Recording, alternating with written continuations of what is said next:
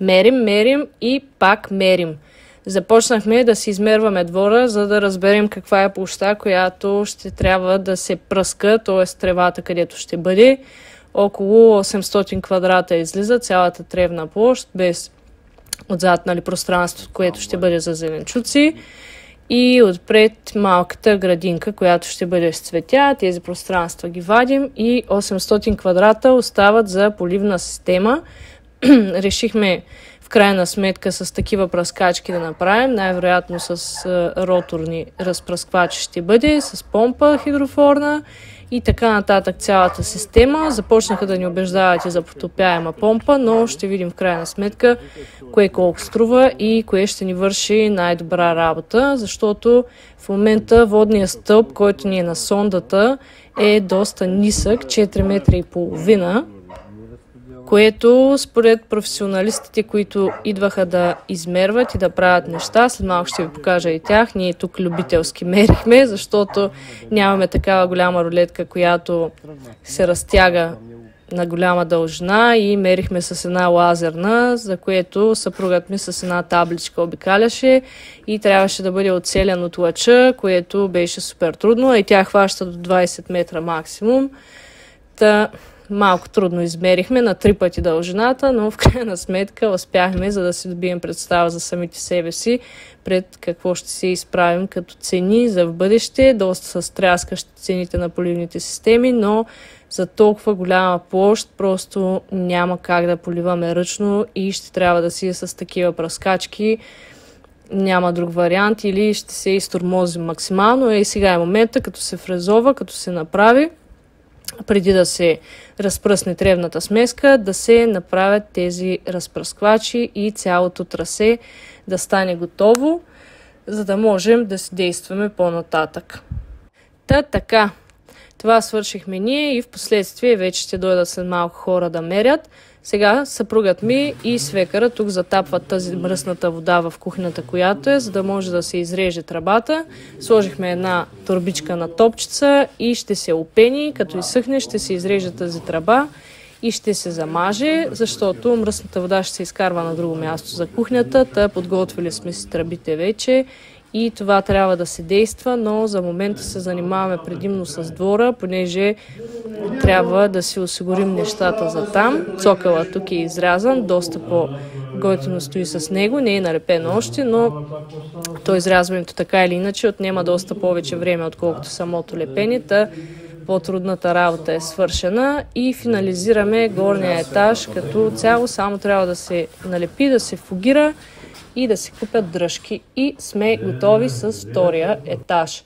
Ето ги и хората, които дойдоха да измерят. Това е втората бригада. Аз не присъствах на първата, но в крайна сметка и първата и втората казаха, че ето това кученце дойде от някъде. Постоянно идват в двора някакви животни, които идват за да ни опознават и да ни подушат.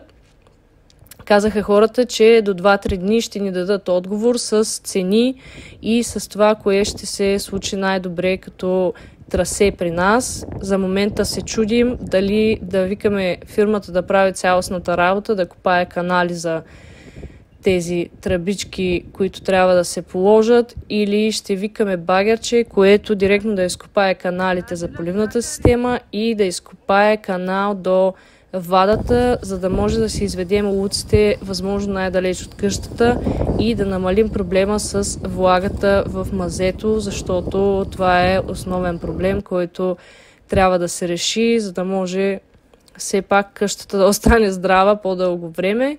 Човекът си направи скица цялостна на мястото и сега очакваме офертите. Ето това получихме на първо четене като чертеж на двора. 882 квадрата са го изкарали те според мерките. Ето тук под чердака ще бъде шахтата, тук е чердакът, ето тук ще бъде зеленчуковата градина отзад и тук отпред е къщата. Ще оставим допълнителни клапани, един за напояване на цветята, които ще са отпред пред къщата и един за капково отзад на зеленчуците, понеже казаха, че всяко нещо изисква различно количество вода и не може да бъдат на един кръг всички неща, иначе на 3 кръга се разпределят пръскачките. Ето тук червено, черно и синьо, както са ги направили хората, за да може да се покрива цялата тревна площ и да се пръска всичко равномерно и да си бъде окей.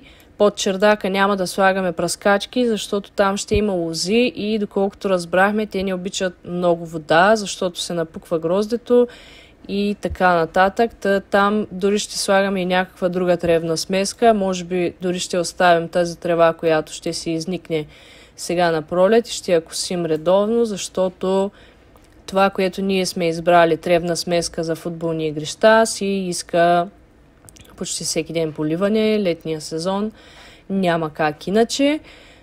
Това е схемата, която са ни изпратили, всичко размерено, като ако решим да поръчваме всички неща от това място, от което е офертата, ще ни дадат, ако решим ние сами да си правим трасето, нали, не те да копаят, а ние да си го направим, ще ни дадат и схема къде трябва да има канали и какво трябва да се случи, за да можем да си положим тръбите.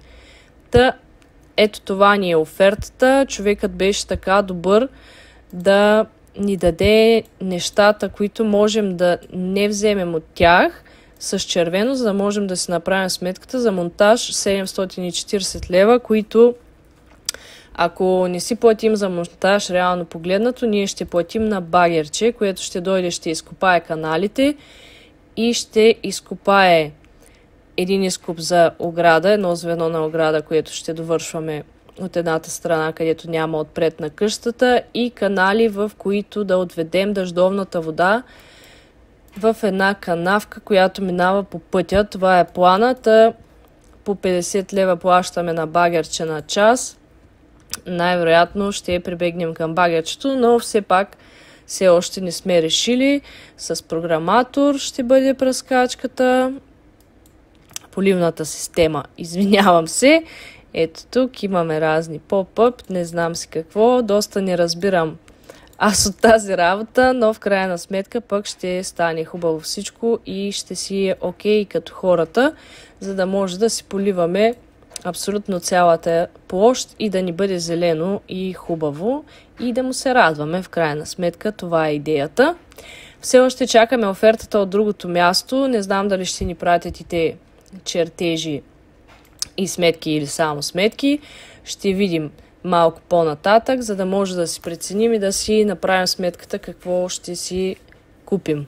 В крайна сметка, помпата, която ние сме харесали, за момента става, но сега ще ви разкажа какъв е проблемът пак там и защо всички се притесняват заради нашия така малък воден стълб.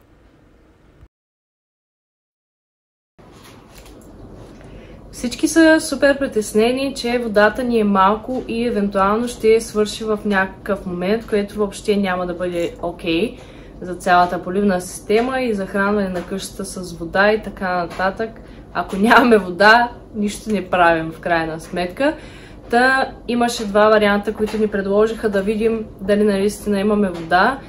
Първата опция е, че ако дамарите са задръстени, няма как да се покачи водния стълб. Единият вариант, който ни беше предложен, беше да продухаме по някакъв начин самата сонда с вкарване на вода под налягане. Обаче сега последно ни казаха, че този вариант не е окей, защото може да се дозадръсти всичко и абсолютно да ни изчезне водата и да не може да покачва никакво налягане. Следващото нещо, което ни предложиха, което вероятно и ще направим, защото е по-подходящо като вариант, от някъде да намерим някаква помпа и да почнем да помпим в продължение на няколко дни, за да видим дали остава такова нивото или се покачва или какво се случва въобще и по някакъв начин да се отпуши работата и да можем да използваме сондата. Според комшията, който неговата сонда е на 3-4 метра от нашата. Те са от едната страна на оградата е нашата, от другата страна е неговата. Той казва, че водата не е свършвала при него въобще, а пък той си е захранил цялата къща и всичко му е на сондата, така че не би трябвало и при нас да се случи такова нещо, но да видим все пак. Всички се притесняват от ниския воден стълб и казва, че трябва да си купим потапяща помпа. Ние сме харесали хидрофорна, която се монтира отгоре и мислим да я монтираме в шахтата. Както ви показах, то е отдолу, може би 1,5 м на 1,5 м. Та ще се сложи там помпата и ще се пусне надолу, за да се случват нещата. Според продавачката пък в магазина на помпата няма да имаме никакви проблеми. Общо взето в момента сме в процес на търсене на решение и какво точно ще правим, за да може февруари или началото на март да се случат тези неща и да си направим трасето за поливната система, за да може да съдим тревна смеска и да действаме нататък по план.